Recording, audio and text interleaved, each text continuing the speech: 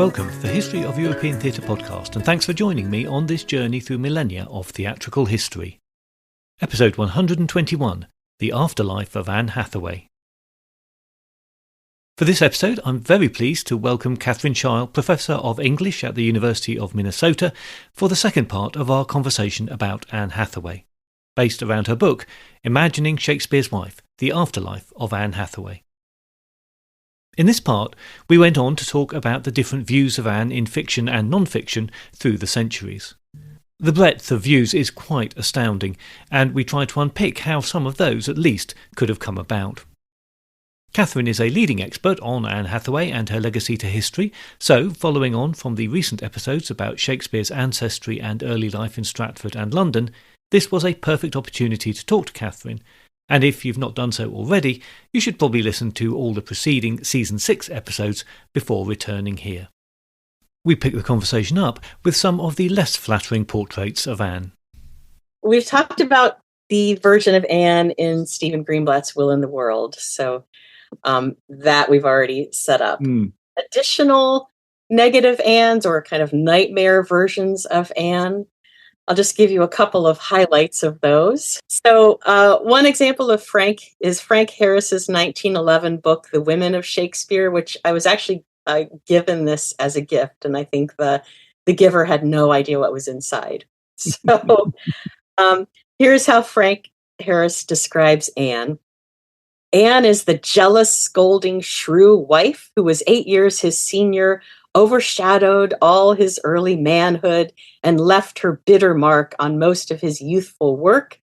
She was a jealous, railing woman who made such an impression on young Shakespeare that he cannot but paint her and make her live for us by reason of his very hatred.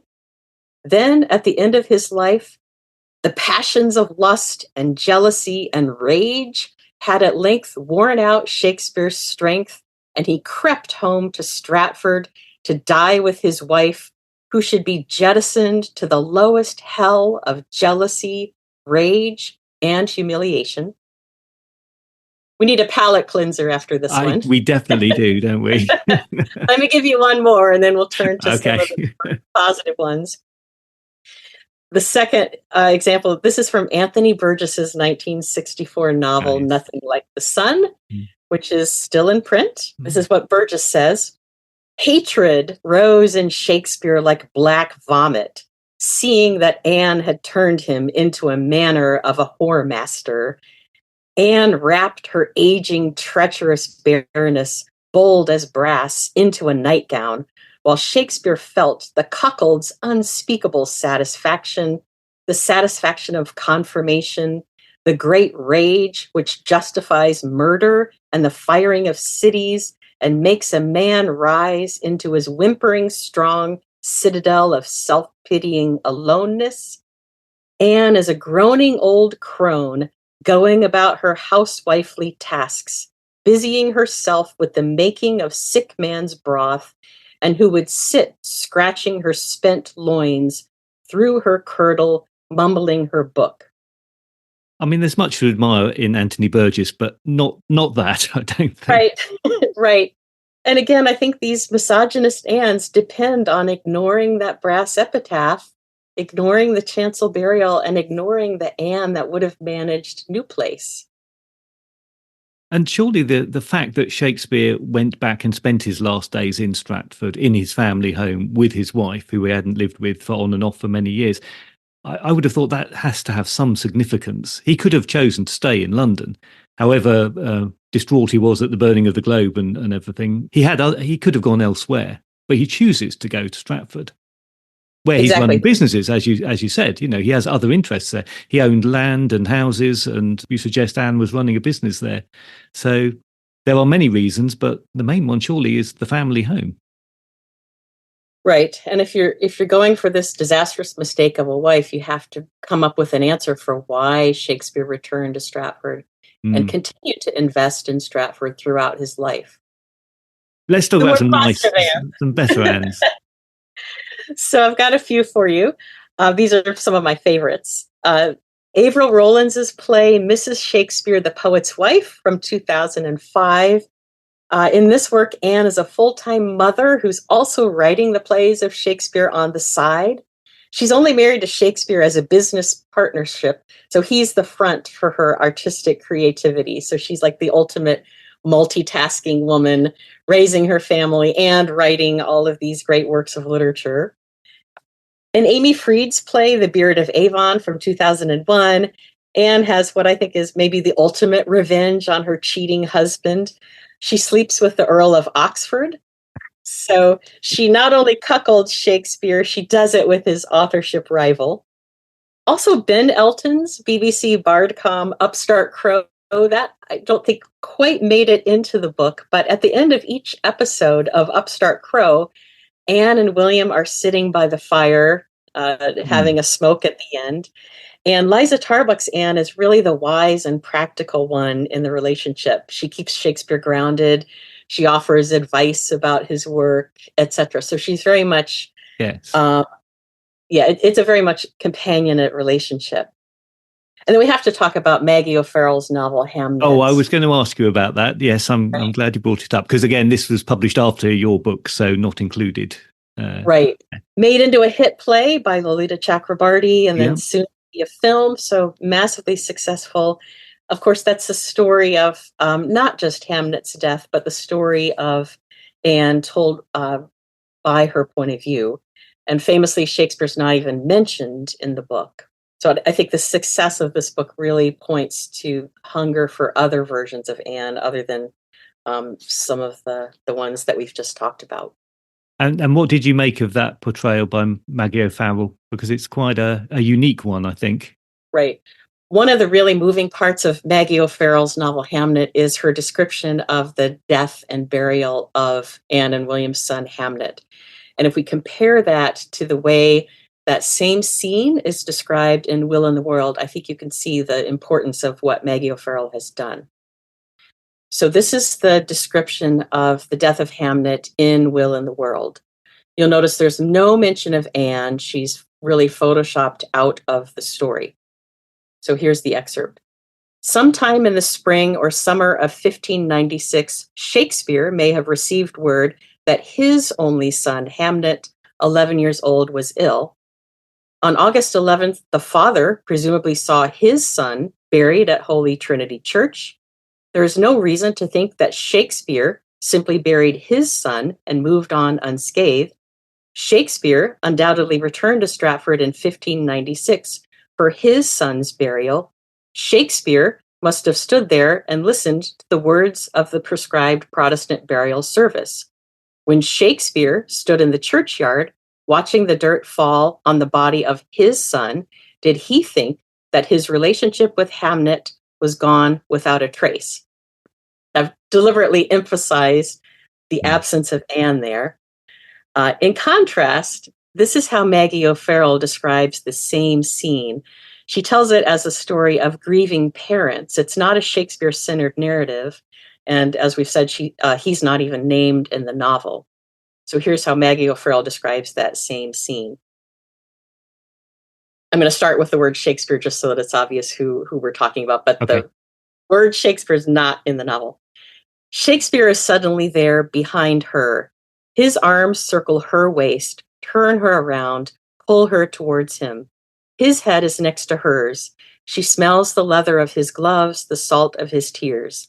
They stand like this together, unified for a moment, and she feels the pull towards him that she always does and always has, as if there is an invisible rope that circles her heart and ties it to his.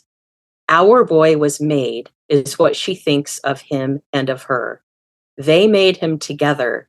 They buried him together. He will never come again. There's a part of her that would like to wind up time, to gather it in like yarn. She would like to spin the wheel backwards, unmake the skein of Hamnet's death, his boyhood, his infancy, his birth, right back until the moment she and her husband cleaved together in that bed to create the twins. It's a beautiful description of what must have been the case. Of course, Anne was there at the burial of her only son. It wasn't just Shakespeare listening to the service, etc. So I think what Meg O'Farrell has done in this novel is give Anne a place in a lot of these important moments in the life that she shared with Shakespeare. So now we could go on and talk about that you've recently co-edited a new volume of poetry about Anne. Can you tell us something about that project and why she continues to appeal to readers and audiences 400 years on? So this volume of poetry is called Anthology, and then the subtitle is Poems Representing Anne Shakespeare. So I was one of 4 editors. So Aaron Kent, Paul Edmondson, and Chris Lautoris, I should give credit for. We had a lot of cooks in this particular kitchen. The collection has 67 newly commissioned poems, one for each year of Anne's life. And it came out last year in 2023 in honor of the 400th anniversary of her death. We also included 6 poems from 10-year-olds from the local Stratford Grammar School, as well as historical poems about Anne. So these are all collected together for the first time. There's a foreword by Dame Janet Suzman. So if that's not enough to sell the book, I'm not sure what is. We asked contributors to think outside the box about Anne and to imagine wildly what she could have been. So we gave them the Oxford Dictionary of National Biography entry on Anne, which I should say only came out in 2021. So before 2021, when you were looking for an entry for Anne in the Oxford Dictionary of National Biography, you had to look under Shakespeare. And now she's got her own entry. So that I think is really significant. Yes, a long overdue correction, definitely. Right. The initial ask, I should say, from the editor at the OD&B was for just an entry on Anne. And then I said, well, I think we need one on her daughter, Judith, and I think we need one on her daughter, Susanna. And they agreed. So not only Anne, but both of the daughters have their own entries as well. So anyway, we gave contributors that brief sketch of Anne so that there would be as little fictional material as possible, so that they could just look at what are the facts that survive about her and then how can those be reimagined. We also wanted the contributors to think about Anne not as a subset of Shakespeare, but as a woman with her own story, and then to think creatively about what that could be like. The results were really astonishing. So there's one poem that imagines her as a Nigerian queen. So sometimes she's imagined in her own time frame, sometimes she's imagined in the modern world, but it's just really rethinking, if we have a number of really creative poets, what can be done with these kind of building blocks of Anne's life. The appeal of Anne, so there's long been interest in Anne because of what she could tell us about her husband. So that's been kind of the primary through line for interest of Anne, but I think we're starting to move away from that. Even so, I think there is, Anne knew where the bodies were buried, so to speak. I mean, she knew all of the answers to most of the questions that we have about Shakespeare. So she could say, how did he become a playwright? She could say, who influenced the works that he wrote? Or are there manuscripts that we don't have? She could have told us so much about his life. But I think we're now looking at her as a woman with importance in her own right. Of course, her life is less documented, but I think giving her life equal validity has been a more recent mode of interest. The anthology of poems about Anne came out in 2023 in honor of the 400th anniversary of her death. And we also had a number of other things that happened in that year to honor Anne, along with Shakespeare's first folio. I gave the first ever sermon in Holy Trinity Church on August 6, 2023. So we got lucky. August 6th happened to be a Sunday in 2023. There's, since at least the 19th century, there's been an annual sermon in honor of Shakespeare in Holy Trinity Church in Stratford. But last year was the first time that Anne had a sermon in honor of her. And then that's continuing again this year. So it's a new tradition to give Anne her due in addition to her husband. So let's talk a bit about life in Stratford now. What would life have been like for Anne in Stratford? Well, we've talked about Anne as the mistress of New Place, probably running this brewery business and living there with the Shakespeare family. She would have been there with Shakespeare's aging parents also, full-time in Stratford. So there's that piece of her life. There's actually been very little attention paid to Anne's later life, though. The film, Kenneth Branagh's film, All Is True, is one of the few versions of Shakespeare's life that looks at the later years. And of course, with Judi Dench playing Anne, Yes. Really can't go wrong. One way to look at this question is to think about what happened to Anne after Shakespeare's death. Shakespeare dies in 1616, but Anne lived for another 7 years. She died in 1623, the same year that the folio came out. And I think there are some stories to be told about that coincidence, or maybe intersection of Anne's death and the publication of her husband's work. It's long been suggested by people like Edgar Fripp and Germaine Greer that Anne may have actually played a role in the production of the 1623 Shakespeare folio. Chris Lautoris, in his recent book on the folio called Shakespeare's Book, points out that the King's men traveled to Stratford in the summer of 1622. This would have been a year before Anne's death, and they may have visited Anne maybe in search of Shakespeare's papers to use as copy texts, because Anne would have been there at the time. Chris Lautoris also points out that John Hemming, one of the compilers of the folio, may have been from Shottery, the same place that Anne was from. So there may have been an even more personal connection between Anne, the visit of the King's men, and the making of the first folio. Chris also suggests that the January 1624 performance of The Winter's Tale at Whitehall, less than 6 months after Anne's death, may have been a form of what he calls monumentalized motherhood, a tribute to the wife of a close friend and maybe even a personal friend. And The Winter's Tale, of course, is one of the plays that is thought to have been written at New Place. So it's a late Shakespeare, a late play of Shakespeare's, and of course part of the plot deals with a husband and wife reunited, the death of a son, etc. So it's often thought of as not necessarily biographical, but it's often thought to have resonated with Shakespeare's own life story. So what are some of the challenges in recovering the history of women like Anne? That's a great question. I think we really need to resist the idea that absence of evidence is negative evidence. Just because records don't survive doesn't mean that there weren't records, just that we don't have them. That's really hard to do because it's tempting to say, well, I'm going to string these pieces of surviving evidence together and make an argument, but you really have to think about what's missing or what never would have been documented in the first place. If you take a question like whether Anne was literate, for example, that's a pivotal question about her life, and we just don't know one way or another. So if you're going to create an Anne who is a companion to Shakespeare and shared his life and shared what was important in her life, she probably needs to be literate, because then she could read, read his sonnets, read his plays. In some versions of Anne, maybe she's even a early editor or early kind of sounding board for his work. You might guess that in Will in the World, she's illiterate. So if she can't read or write, there's a gap between Shakespeare's life achievement and what was important to him in his life and his wife. So if you're trying to create a negative version of Anne, you want her to be illiterate so that she doesn't share that component of Shakespeare's life. But there's no evidence one way or another. We might even think about what would we expect to find in terms of evidence of Anne's literacy.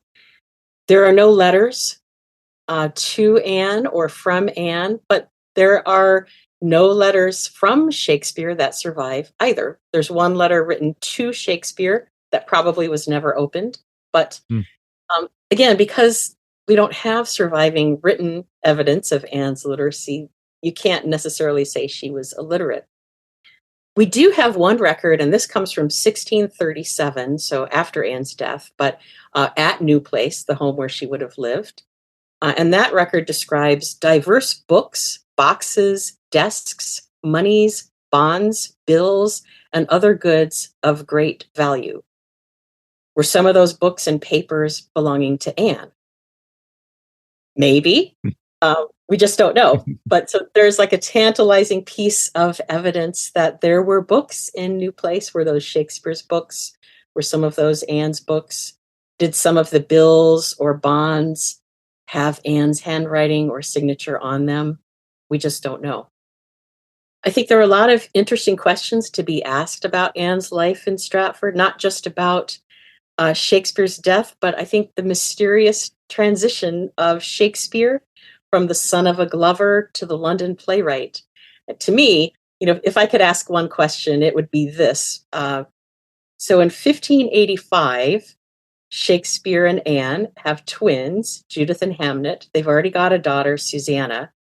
So Shakespeare is the father of 3 children under age 3, including twins, probably living in the Henley Street property. So he hadn't bought New Place yet. So he and Anne are living in what we now call Shakespeare's birthplace with their 3 children, with Shakespeare's parents, and with several of his siblings, a very cramped living space.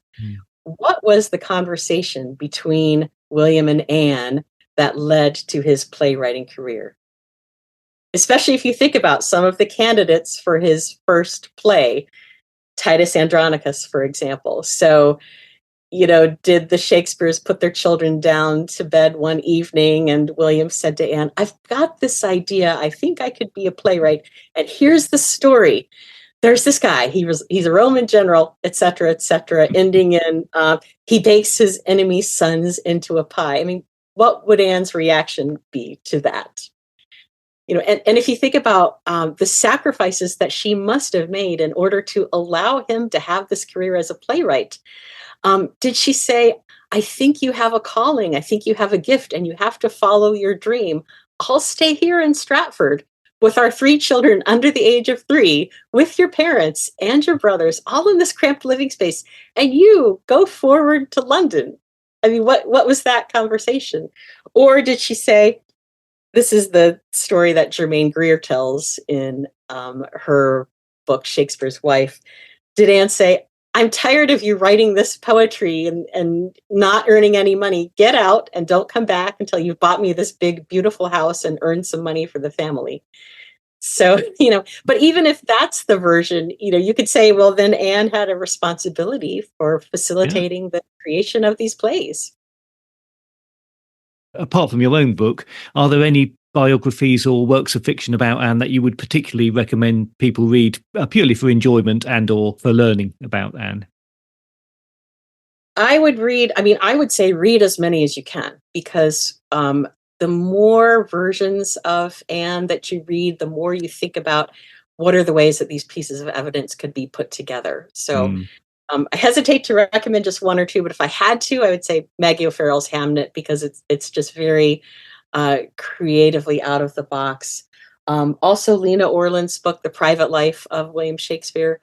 Just the notes to that book are an incredible work of scholarship, and it's intensely documented and just a very, very rich treasure trove of things that will get you thinking about some of the possible things we don't know about Shakespeare. But again, I think the more Annes that your listeners can come across, the better. I hope your listeners are inspired to, of course, buy my own book. I have to peddle my own work here a little bit, but also to imagine their own Anne, and then to think about what are the pieces of evidence that they use to create their own Anne, either, creating one through writing or some other creative format, or just mentally, what are the pieces of her life that you're privileging and what are the pieces that you're suppressing? And then why do you want a particular version of Anne? And what does that do for you in terms of ideas of women and ideas of Shakespeare, and also just doing justice to this real historical woman? My thanks to Katherine for her time and sharing those insights with us. Her book, Imagining Shakespeare's Wife, The Afterlife of Anne Hathaway, is crammed full of even more examples and details about how facts and fantasies about Anne have been used. So, if this has piqued your interest, I would encourage you to seek out a copy. It's available from all good bookshops. Next time, the Shakespeare biography continues with Shakespeare in London and the rise of the King's Men to become the preeminent player troupe of the early Jacobean period. In the meantime, please join the Facebook page or group, or find the podcast on Instagram or X, just to keep up to date with new episodes and other theatre-related things. If you do feel able to help out with the costs of running the podcast, then please head on over to Patreon, where you will find additional content for a small monthly fee or a one-off donation. I've started on new Patreon episodes relating to this season, the first being all about criticism and appreciation of Shakespeare through the centuries. You can find details of ways to support the podcast at the website, which is www.thehistoryofeuropeantheatre.com. I look forward to your company next time, but if you do have any comments or concerns in the meantime, you can contact me by email at thoetp@gmail.com or via X at thoetp.